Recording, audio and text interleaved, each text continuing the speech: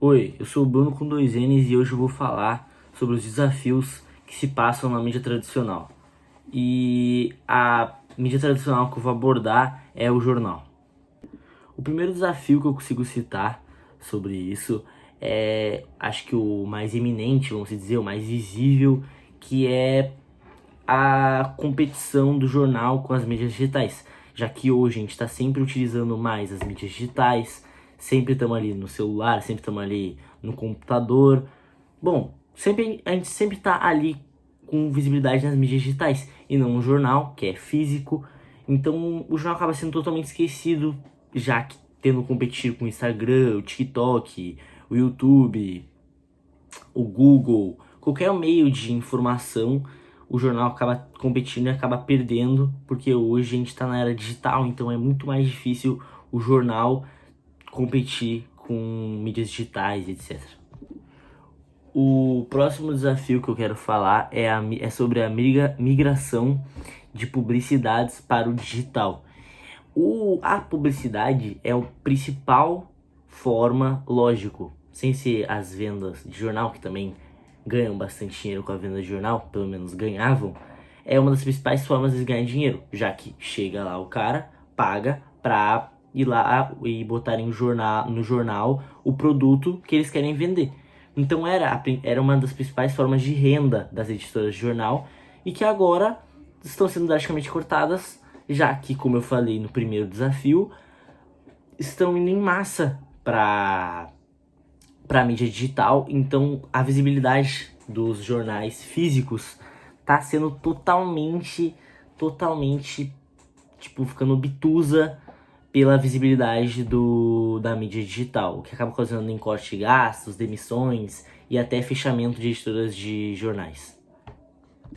E para esse último desafio eu vou dar um exemplo que é de um blog que está no G1, feito por Luciano Trigo, que é um blog de 2018. Nele, ele fala, abre aspas, as redes de livrarias Cultura e Saraiva, responsáveis pela venda no varejo de 40% dos livros no país, entraram em processo judicial, fechando lojas em dezenas de cidades, demitindo em massa e dando um golpe de mais de 300 milhões nas editoras. Fecha aspas. Outras falas deste mesmo blog. Abre aspas.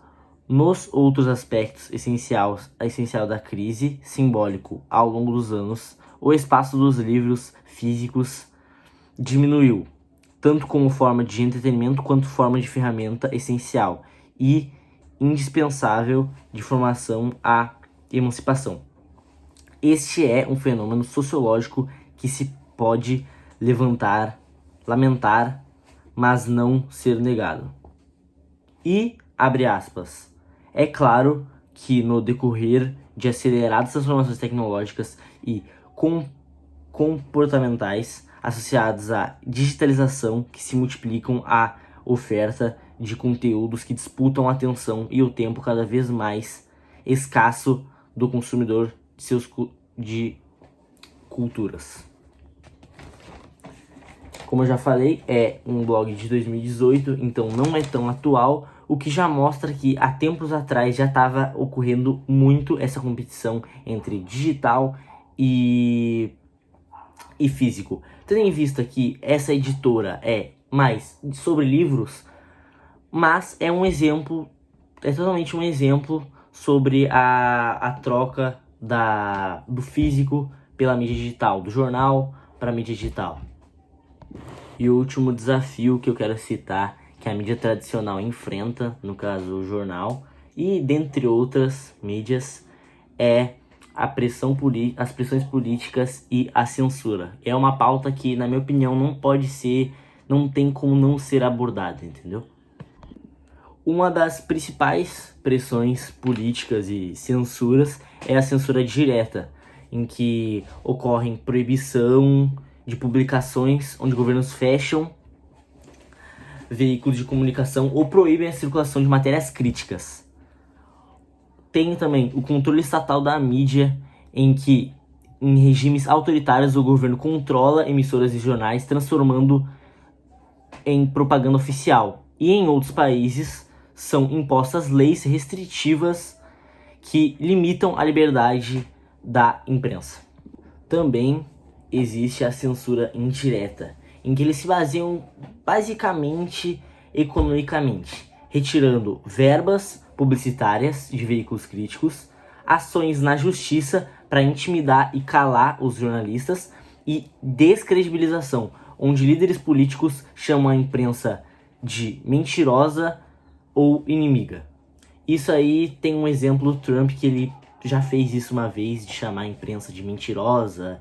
E isso é um exemplo de censura indireta. Além de existir, é óbvio, perseguições e violência contra jornalistas, onde hackeiam, perseguem, espionam, ameaçam e até, coisas piores aos mesmos. Um exemplo é na ditadura militar no Brasil, que aconteceu entre 1964 e 1985. A imprensa sofreu forte censura e pressão. O governo controlava o que podia ou não ser publicado, usando órgãos como o Departamento de Imprensa e Propaganda, que é o DIP, e, mais tarde, a Divisão de Censura de Diversões Públicas, DCDP. Jornais, revistas, rádios, TVs eram obrigados a enviar os conteúdos para aprovação prévia e qualquer crítica ao governo ou menção de protesto era cortada, tá ligado? Então, tipo assim, basicamente, qualquer coisa que eles não quisessem que aparecesse na mídia, eles iam cortar na hora, tinha que passar por eles, entendeu? Então, por exemplo, ia lá algum jornalista criticar o governo, criticar os abusos que aconteceram na época, o que eu digo, abusos políticos, criticar as torturas que aconteciam na época, eles cortavam na hora, perseguiam eles e até faziam coisas piores. Muitos veículos de comunicação tiveram edições apreendidas, jornalistas foram presos, torturados ou exilados e alguns meios de imprensa foram fechados. Mesmo com tudo isso, o jornalismo profissional ainda é essencial. Ele traz a informação, apuração com responsabilidade e profundidade, coisas que muitas vezes faltam na mídia digital. O maior desafio agora é se reinventar e encontrar um jeito de sobreviver nesse novo mundo digital. É isso aí, esse foi o meu vídeo e dá like aí, mano. Tamo junto.